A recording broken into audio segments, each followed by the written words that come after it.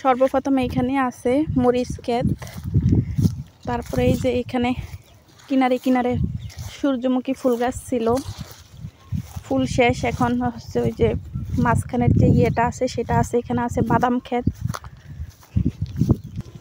দেখেন গ্রাম বাংলার বাদাম ক্ষেত। আর এখানে আছে, অনেকে বলে পিও ডাল, অনেকে বলে প্লেন ডাল। এখানে আছে প্লেন ডালের জমি।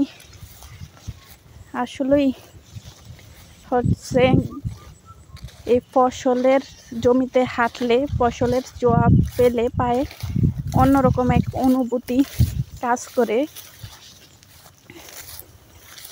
এখানে আছে ঘাস, মাঠের পর মাঠ ঘাস, আর চারদিকে বিল। এক অন্যরকম ভালো লাগা কাজ করতেছে আমার ভিতর। ওই যে দূরে দেখা যাচ্ছে, মূলত আমি এখানেই যাচ্ছি আজকে। এটা হচ্ছে সূর্যমুখী ফুলের বাগান। অনেক দিন ধরে খুঁজতেছিলাম যে কোথায় সূর্যমুখী ফুলের বাগান আছে। তো অবশেষে আজ আমার বাসার কাছাকাছি একটা সূর্যমুখী ফুলের বাগানের সন্ধান পেয়ে গেলাম। তো এখানে চলে আসলাম একটুখানি সূর্যমুখী ফুলের সাথে আলিঙ্গন করতে, এক কথায়। আর এই পাশে দেখেন আছে মুগ ডালের জমি।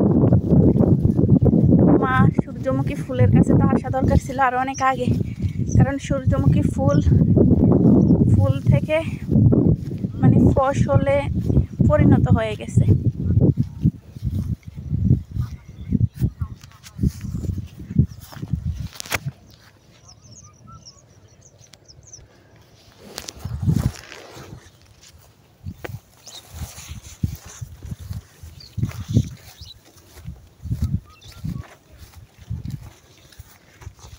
এই বিলে বেশিরভাগই হচ্ছে মুগ ডাল আর বাদামের জমি। এই যে দেখেন এইদিকে অনেক বড় বড় বাদামের জমি। তো কে মাঝে মাঝে এমন বিলের মাঝখান দিয়ে হেঁটে ফসলের ছোঁয়া নেন, অবশ্যই কমেন্টে জানিয়ে দিবেন। এবার ফসল তেমন ভালো হয়নি, কারণ হচ্ছে সারা বছর না, যখন হচ্ছে ফসল ফলাইছে কৃষকেরা, তখন হচ্ছে বৃষ্টি ছিল না। যখন ফসল আসবে তখন বৃষ্টি ছিল না, এই জন্য ফসল ভালো হয়নি।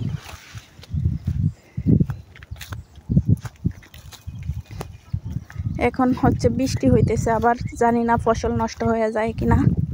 আর মানুষের না হইলে, লোকজনের না হইলে আমরা কিনে খাবো কোথায় থেকে? আর কৃষকদেরকে বলা হয়, কৃষকদেরকে বলা হয় দ্বিতীয় মুক্তিযোদ্ধা। আসলে এরা মুক্তিযোদ্ধা থেকে কম না, অনেক বাধা বিপত্তি পার হয়ে, অনেক সংগ্রাম করে তারপরে হচ্ছে ফসল ফলায়। দেখেন এইদিকে একদম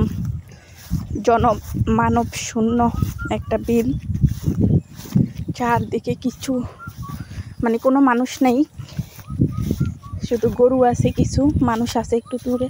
আর এই পাশে দেখেন একটা ঢেঁড়স, আমরা গ্রাম্য পাশে কেউ বলি ঢেঁড়স, কেউ বলি ভেন্ডি। এই ক্ষেতটা সবটা ভেন্ডি ক্ষেত।